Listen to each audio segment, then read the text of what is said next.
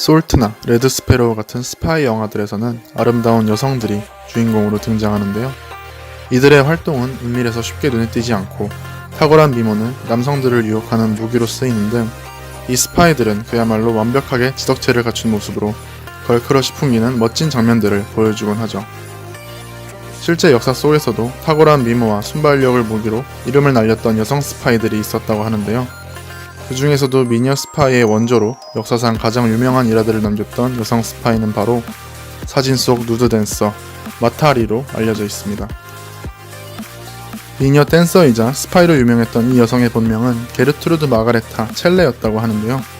네덜란드 댄서 출신이었던 첼레는 원래 남편과 두 아이를 두었던 평범한 여성이었지만 화끈한 성격 탓에 평범한 생활을 지루해했고 이를 달래기 위해 무용을 배워 춤을 췄다고 하며 그녀의 춤사위가 상당히 매력적이어서 주변에 항상 남자들이 끊이지 않고 득실거렸을 뿐 아니라 이웃 남자들과 곧잘 외도를 벌이곤 해서 남편과의 불화가 끊이지 않는 결혼 생활을 했다고 합니다.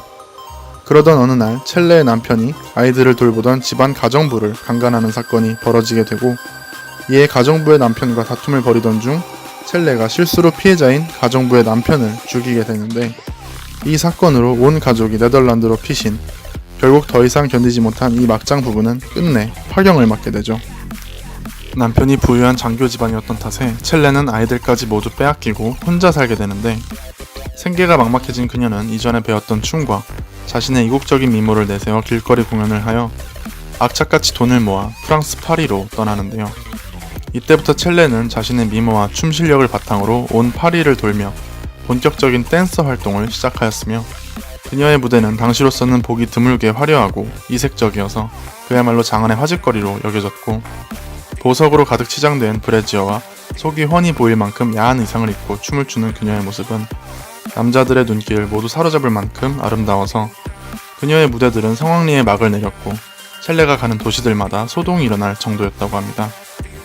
그리고 이때부터 첼레는 여명의 눈이라는 뜻의 인도네시아어 마타하리라는 예명을 만들어 활동을 이어나가죠. 말 그대로 식을 줄 모르던 인기를 구가하던 마타하리의 주변에는 어김없이 수많은 남자 팬들이 득실거렸고 이에 수많은 남자들과 관계를 맺게 되었는데 주로 군 장교나 귀족 등 고위층 인사들이었으며 이 든든한 연주를 통해 마타하리는 어마어마한 재산을 모아 프랑스 상류사회까지 진출하게 되는데요. 나중에는 작가 해밍웨이를 세컨드로 두었을 정도로 마타하리의 위세는 그야말로 멈출 줄 몰랐다고 합니다.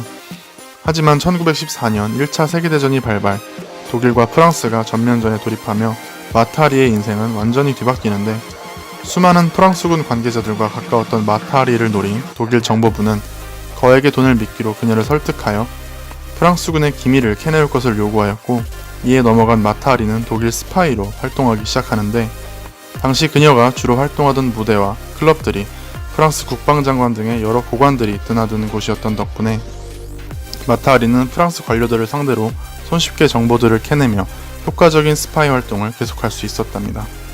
H21이라는 코드명을 지닌 첩보 요원으로서 말이죠.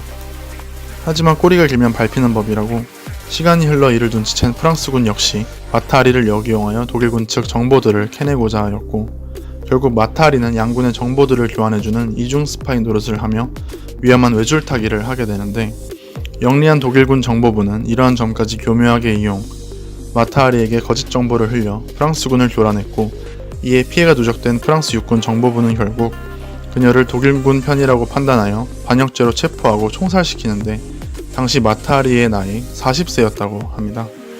죽음을 앞둔 마타하리는 모든 것을 내려놓은 모습으로 형장으로 걸어가는 길에 눈 가리기도 하지 않았고 총을 든 사수들을 오히려 웃으며 배려했다고 하는데요. 이렇게 죽은 그녀의 시신은 어디에도 묻히지 않고 생전 바람에 따라 대학 연구용으로 전해져서 오늘날 어디에서도 마타하리의 무덤은 존재하지 않는다고 합니다.